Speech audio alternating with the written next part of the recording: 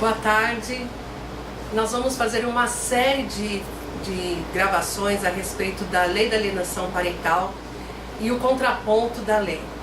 E nessa gravação eu convidei Dr. Felício Alonso, meu pai, que na realidade desde 2011 nós estamos estudando a respeito desta lei e toda a perversidade que envolve o tratamento dela nos casos em concreto. Então eu gostaria que nesta tarde a gente pudesse estar aprendendo um pouco mais com o Dr. Felício Alonso. E eu quero cumprimentar o Dr. Felício e que seja muito bem-vindo à nossa sala de pesquisa. E hoje nós vamos ouvir um pouco mais agora na voz do Dr. Felício. Obrigado. Eu quero dizer a vocês que o que nos levou a pesquisar sobre esse assunto foi que a partir de 2010, com a promulgação da Lei 12.318, a Lei da Alienação Parental, esse assunto que parecia não ser muito importante, logo no primeiro ano já começou a apresentar os seus efeitos maléficos para a sociedade.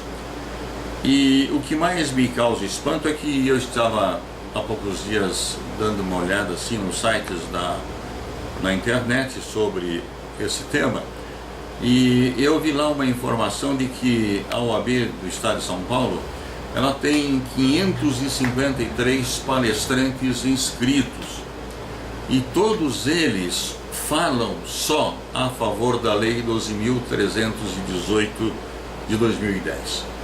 Isto me chamou muito a atenção, porque no Brasil nós tivemos a informação de que o nosso escritório, mais precisamente a doutora Patrícia Alonso, é a pioneira em se levantar contra essa lei. E não é levantar-se contra essa lei desacreditando dessa lei porque ela é má ou coisa que o valha. Não, absolutamente. A lei ela existe, está aí, não há como desacreditá-la. Mas o que nós nos opomos e que nos propomos a fazer é a fazer com que ela fosse devidamente aplicada. E o que nos intriga é a má aplicação dessa lei, utilizando-a sempre como uma excludente de criminalidade, quando um abusador sexual de vulnerável ou um pedófilo lança a mão dessa lei para dizer que a mãe está fazendo denúncia falsa ou que a mãe está infiltrando na cabeça da criança memórias falsas e a partir daí então ele poder se inocentar. E a mãe que faz essa denúncia, a mãe que tem esse cuidado ou esse zelo de levar à autoridade policial a notícia que um filhinho seu de 4, 5 anos, 6 anos está sendo abusado, a partir daquele momento a vida dela torna-se um inferno. Isto eu pude acompanhar, nós pudemos aqui em nosso escritório acompanhar já há 5 anos. E felizmente nós somos um escritório, e isso para mim não é vantagem nenhuma dizer isso, que temos um caso que foi o único caso no Brasil que eu tenho notícia de que a mãe não teve ainda a sua filha tirada do seu seio com a inversão da guarda, como normalmente os juízes decretam, com essa informação de que a mãe fez uma declaração falsa. Eu quero começar dizendo o seguinte: há poucos dias, em um congresso que houve aqui na Assembleia Legislativa, ou melhor, aqui na Câmara Municipal de São Paulo, por um grupo dessas pessoas que se opõem ou que é a favor da lei da alienação parental, ou que foram aqueles que fizeram a lei, ou que foram os mentores dessa lei, os que deram para esta lei uma roupagem diferente daquela que se prevê no Código Civil. Eles fizeram uma afirmação que eu fiquei me perguntando aonde é que eles acharam esses dados. Disseram eles que 80% das denúncias feitas de abuso sexual de vulnerável e de pedofilia, ela é falsa, são falsas. Isto me causou uma estranheza muito grande. E eu tenho procurado nesses 5 anos de trabalho verificar a verdade sobre a pedofilia, sobre o abuso sexual de vulnerável. Mas agora em novembro, para felicidade minha, eu pude receber em mãos uma ata da segunda reunião da Comissão Permanente de Combate à Violência Doméstica e Familiar contra a Mulher. E esta comissão, ela trouxe um dado dos Estados Unidos da América do Norte, e lá eles são muito dados a fazer estatísticas, e que existem lá uma notícia, existe lá uma estatística de que de 9 mil casos de divórcio, apenas 2% desses casos se referem a notícias de estupro ou de abuso sexual de vulnerável ou de pedofilia. Apenas 5 a 8% são denúncias falsas, o que implica dizer que 92 a 95% das denúncias que se faz a respeito de abuso sexual de uma criança é verdadeira. Isso nós podemos afirmar até mesmo com base na psicologia. A psicologia, ela afirma que a criança até a sua idade de 4, 5, 6 anos, ela não tem falsas memórias. Ela começa a produzir a sua memória a partir desta idade para frente, 6 anos para frente, ou 7 anos para frente em alguns casos. Então, o que elas relatam para a mãe, ou o que elas relatam para uma autoridade, é o que elas vivenciaram, ou que elas vivenciam na realidade. Isto me causou muita espécie, muita indignação, essa afirmação desse grupo em afirmar que 80% dos casos de pedofilia são falsos. Não é verdade isso. Nós temos aqui em nosso escritório alguns casos desses aí, e todos os casos que nós tratamos aqui, nós procuramos investigar antes, e somente depois de termos nos convencido de que são verdadeiras, é que nós levamos ao conhecimento da autoridade policial, ou nós então vamos lá patrocinar a defesa dessa mãe que está tendo esse tipo de problema, acusação de alienação parental. Para dizer a verdade, eu diria o seguinte, que alienação é uma palavra que ela nem caberia para esta lei. Porque quando eu falo em alienação, eu estou falando do mundo jurídico comercial. Alienação, ela quer dizer vender, ceder, alienar, enfim, qualquer coisa menos relacionada à família. Quando você compra um carro financiado, você o aliena fiduciariamente. Então lá no documento você vai encontrar lá alienado fiduciariamente ao banco tal. Então é uma terminologia usada no direito comercial. E por um mecanismo que eu não sei arranjado por quem e colocado por quem, acabaram trasladando esta terminologia para o direito de família. E aí então chamou-se a Lei 12.318, a Lei da Alienação Parental. Agora, o advogado, quando ele vai estudar uma lei, ele vai procurar a sua origem. Ele não pode simplesmente pegar o texto frio da lei e colocá-la. Ele tem o dever, ele tem a obrigação de saber qual é o mecanismo que ele está utilizando para a defesa de seu cliente. E eu fui fazer uma pesquisa da origem desta lei 12.318. E aí eu fui lá buscar no projeto de lei 4.053 de 2008, e que veio dar origem a essa lei da alienação parental. E eu fiquei surpreso ao encontrar lá uma referência de que toda a lei ela foi baseada na teoria de um professor, nem médico, segundo se sabe, ele seria um psiquiatra, Dr. Richard Alan Gardner, que prestava serviço voluntário na Universidade de Columbia, em Nova York. E esse homem, ele desenvolveu uma teoria sobre a síndrome da alienação parental com a finalidade de defender pedófilos. Foi ele que tratou dos casos do famoso ator cinematográfico Woody Allen, já conhecido no mundo inteiro. Foi ele que cuidou do caso do Michael Jackson e de muitos outros clérigos católicos nos Estados Unidos. Então, Richard Gardner, ele levantou ou ele propôs uma teoria para a defesa de bandidos, não para a defesa de crianças. E ocorre que aqui no Brasil nós acabamos introduzindo esta lei no nosso histórico jurídico como se quiséssemos aqui defender as crianças. Mas quando eu vejo uma lei, eu sou obrigado a enxergar o que é que tem por detrás dela, qual é o pano de fundo que tem atrás dessa lei.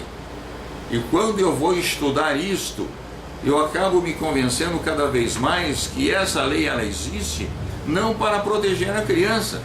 Porque se eu quisesse proteger a criança, bastaria eu lançar mão do Código Civil, lá nos seus artigos 1583, tal como se achava em 2002, 1584, 1585, 1634, ou ainda poderia lançar mão do artigo 227 da Constituição Federal, ou poderia me utilizar lá do Estatuto da Criança e do Adolescente, especialmente lá nos seus artigos 15 a 18, e aí eu tenho uma gama de orientação legal, jurídica para proteger a criança.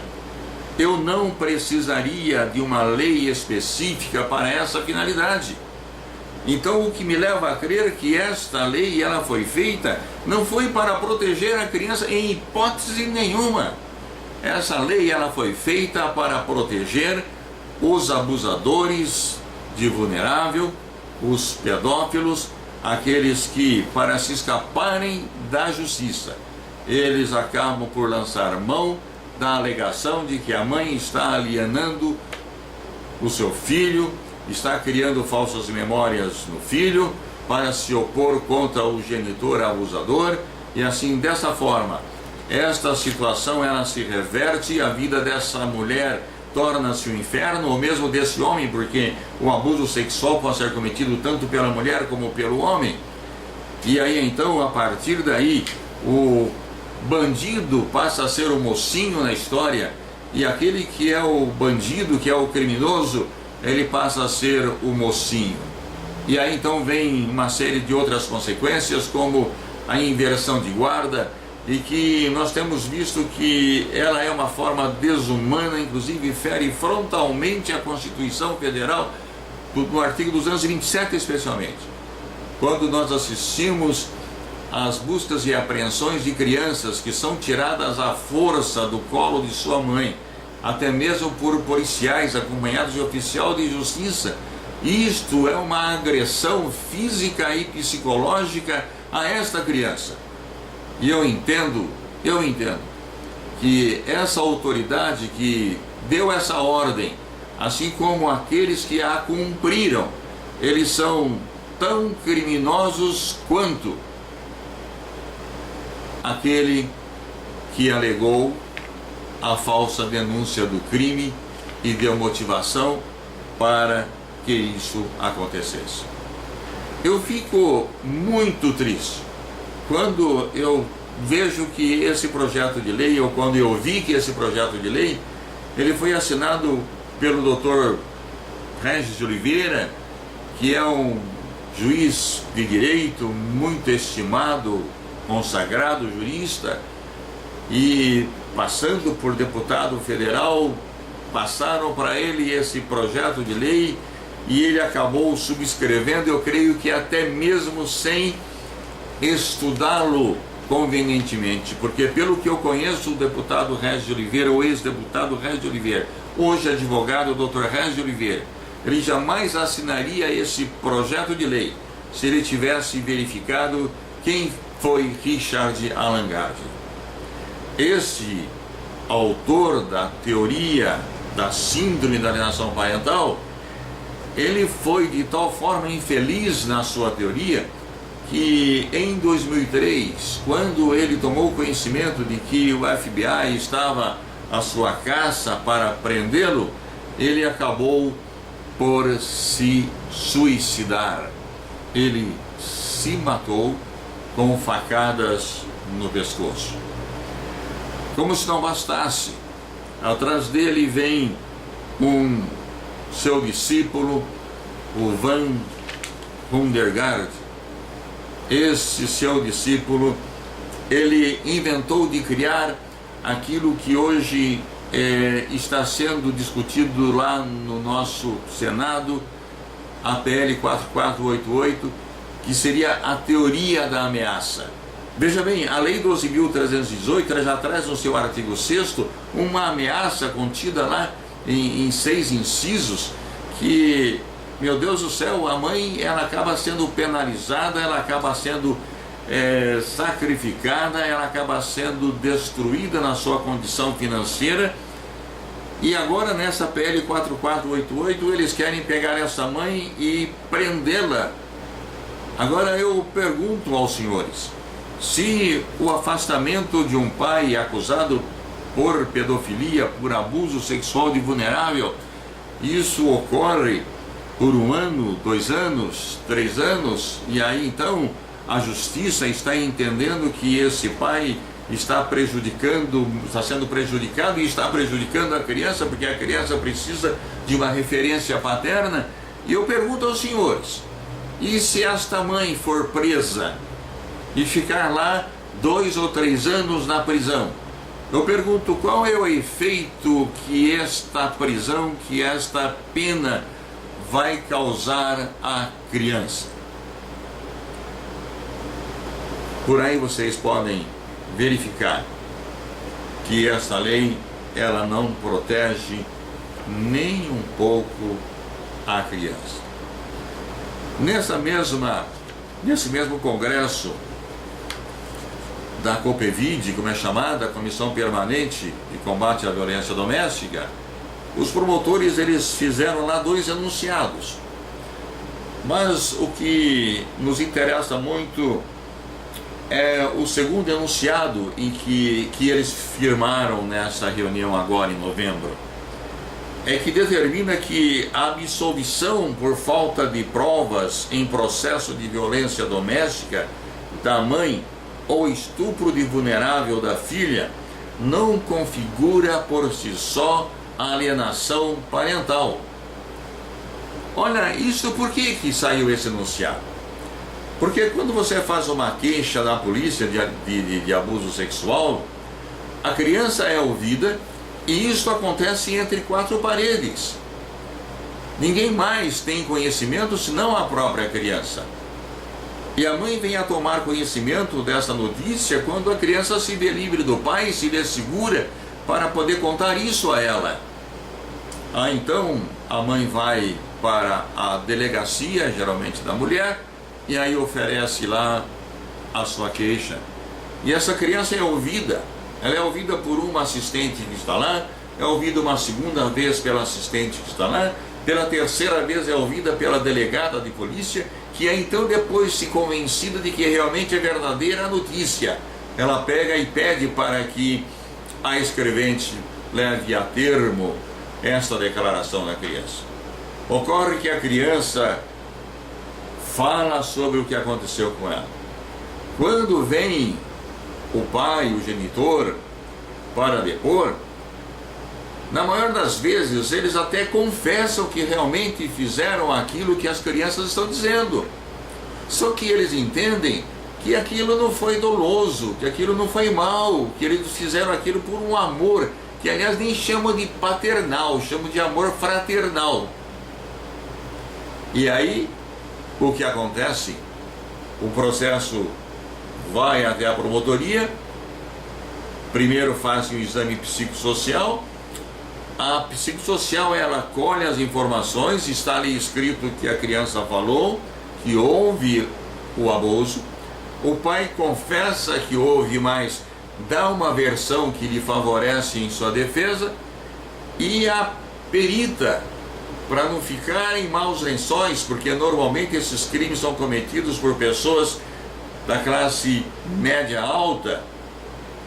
Então o que ela fala? Olha, houve isto, porém eu não posso dizer que tenha sido abuso sexual, mas parece-me mais que é uma alienação parental, e eu não recomendo no momento a aproximação da criança do seu genitor, até que se faça um tratamento, um acompanhamento psicológico. Olha, crime não se define dessa forma. Ou um ato praticado ele é crime e o réu é condenado, ou ele não é crime e o réu é absolvido.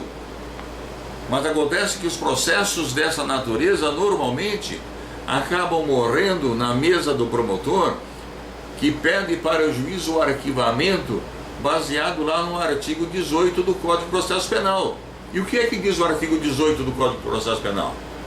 Que aquele processo vai ficar arquivado até que fatos novos sejam comunicados ou venham a aparecer.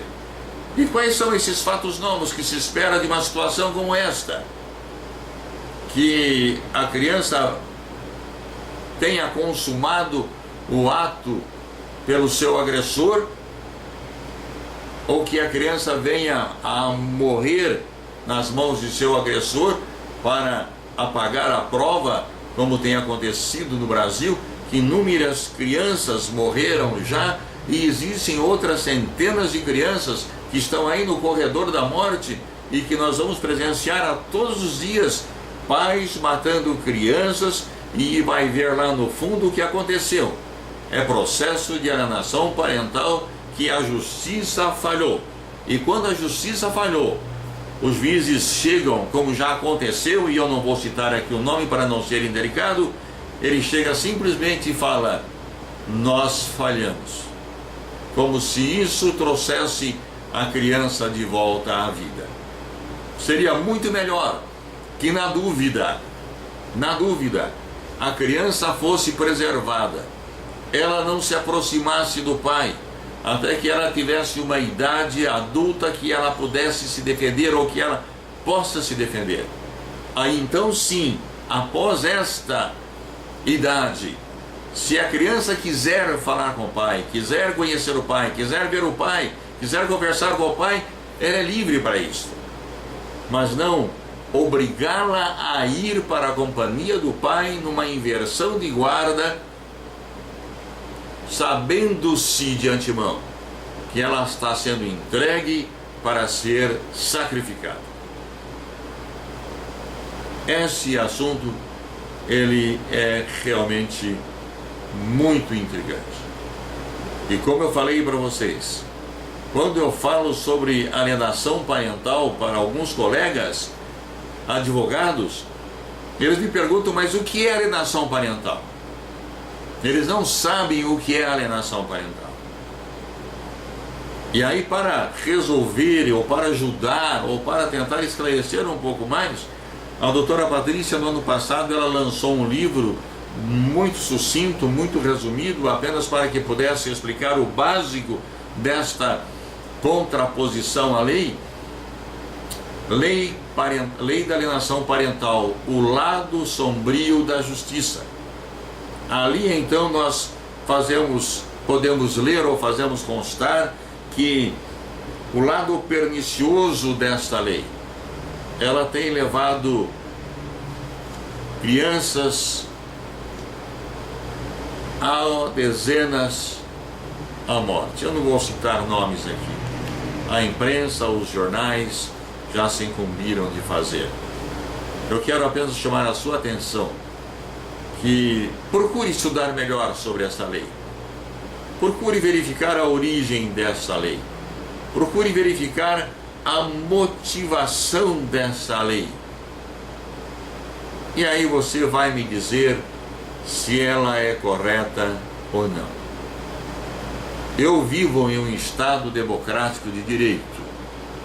E há alguns dias atrás, eu fui advertido por um juiz corregedor, em que ele me disse: mas se nós vivemos em um Estado democrático de direito, nós temos que estar sujeito à lei. Ora, mas e se essa lei não é boa? E se esta lei vai sacrificar alguém que me é caro, que me é querido, eu devo me sujeitar a essa lei?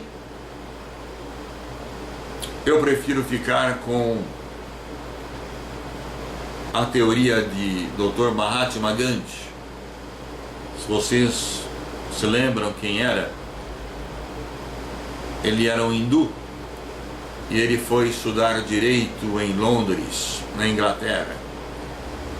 Formado advogado, ele foi para a África do Sul e ele é o inspirador de Nelson Mandela.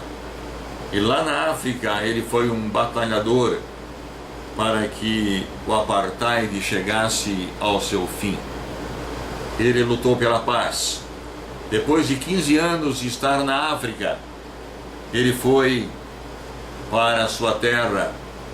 E lá na sua terra ele continuou lutando contra as injustiças do seu país, as desigualdades do seu país.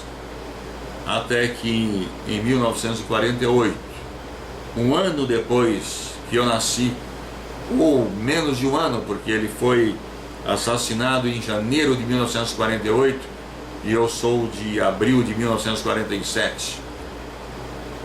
Um traidor deu-lhe um tiro no peito e acabou com a sua vida.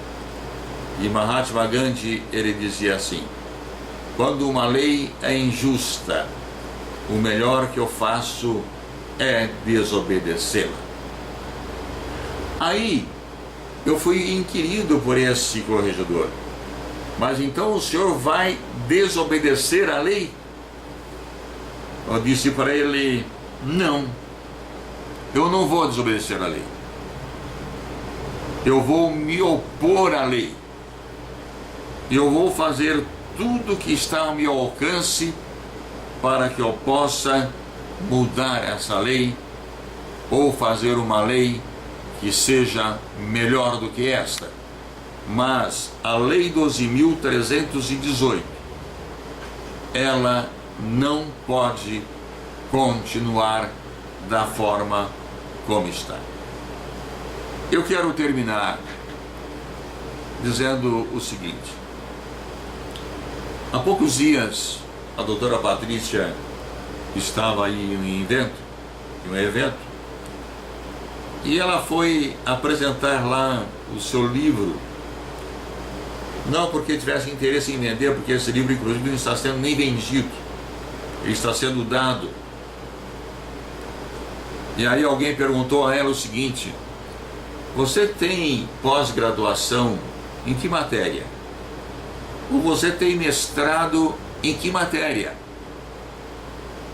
Eu quero lhe perguntar: o advogado, para poder estudar uma lei ou se opor a uma lei levantando uma tese contrária, é necessário que ele tenha pós-graduação? É necessário que ele tenha mestrado? Eu quero dizer a vocês o seguinte: eu sou advogado já há 40 anos, mas independente de ser advogado, e eu falo isso também nem sei porquê, eu sou jornalista. E quando eu fiz naquele tempo, há mais de 50 anos atrás, eu fiz jornalismo, uma das questões que são ensinadas no jornalismo é que para que você possa dar uma notícia, é importante que você a investigue para saber se ela é verdadeira antes de você divulgá-la. Então, para você saber se uma lei é boa ou não, não é necessário você nem ser jornalista e nem ser pós-graduada em nada.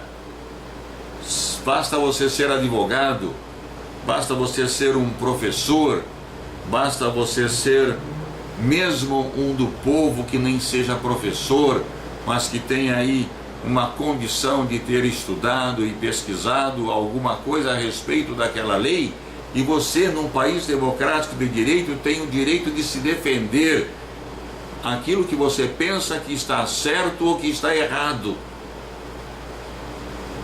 E eu quero dizer para vocês que, além de jornalista, a doutora Patrícia também é escritora.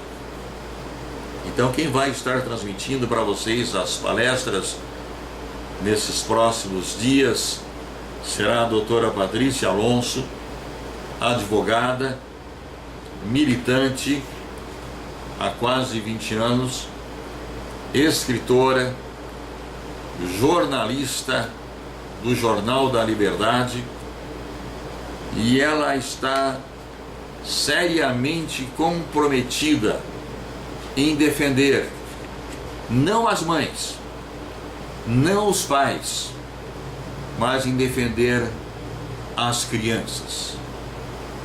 E eu quero que os senhores assistam o que ela tem a dizer nos próximos dias, e focado nessas crianças, porque daqui a 20 anos, muitos que estão me ouvindo terão a minha idade, 70 anos, e serão cuidados por essas crianças que terão lá os seus 25, 30 anos. E que tratamento você espera que essa criança dê a você? É o mesmo que você vai estar dando a elas hoje. Porque o que você plantar hoje na vida dessas crianças será exatamente aquilo que você vai colher quando a velhice chegar. Muito obrigado pela sua atenção. E eu espero poder ter transmitido a você alguma coisa que possa ter te ajudado ou ter te esclarecido em alguma dúvida. E outras mais que tiverem, a doutora Patrícia, ela oportunamente vai passar o e-mail dela, um e-mail de contato, para que vocês possam estar fazendo perguntas e vocês possam estar também tirando dúvidas, e assim nós possamos melhorar. A intenção é melhorar o nosso Brasil, não piorá-lo ainda mais, e mudar essa lei. Não permitir que a PL 4488 passe lá no Congresso. Outra PL que está lá exigindo que as mães façam exame psicológico, quando é sabido na nossa lei que ninguém é obrigado a produzir prova contra si. Esta PL também não pode passar. Uma outra PL que está lá para ser discutida é sobre a celeridade dos processos de ação de alienação parental. Também não pode passar, porque esse é um assunto muito delicado e que merece uma reflexão mais profunda, um estudo mais profundo, porque quanto mais depressa esse processo andar, mais depressa as nossas crianças vão para a morte. E é exatamente isso que nós não queremos. E é por isso que nós estamos lutando já há 5 anos. E enquanto tivermos vida, nós continuaremos fazendo isso. Mais uma vez, muito obrigado.